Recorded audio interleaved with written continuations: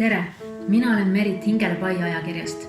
Hingelepai on kaasaegne ajakiri, visuaalne ja kvaliteetne.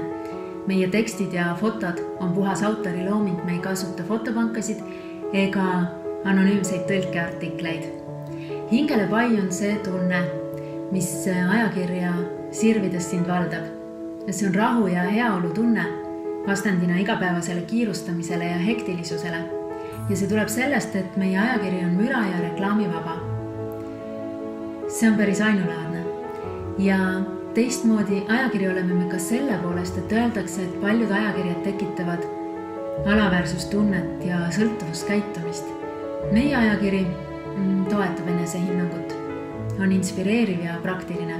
Me anname praktilisi soovitusi, kuidas elada veel täisväärtuslikumalt ja rahuldust pakkuvamalt.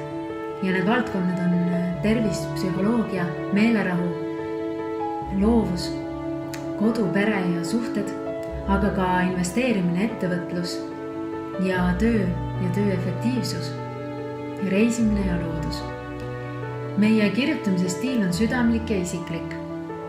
Ma olen ise päris palju kirjutanud ja viimase aasta jooksul on meil olnud peaaegu 90 kaasautorit. Nende hulgas Hedvig Hanson, Valdur Mikita, Kadri Voorand, Mikk Pedaja, Jesper Parve, Marika Blossvelt ja paljud teised. Kevadest alustab meie kolumnistina Justin Petrone. Meie ajakiri ilmub 4 korda aastas ja ta on midagi ajakirja ja raamatu vahepealset, nimetatakse ka kukasiiniks.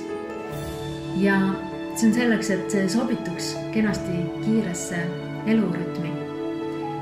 Ja Hingelepai ei ole ainult ajakiri, vaid ka kogukond.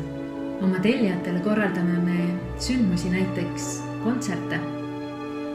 Kui sa tunned, et see, mida me teeme, läheb sinulegi korda ja võiks panustada ka sinu ellu, siis ma olen väga tänulik, kui sa teed oma tellimuse siin Hooandjas ja annad sellega meile hoogu jätkata reklaami vabalt ka edaspidi.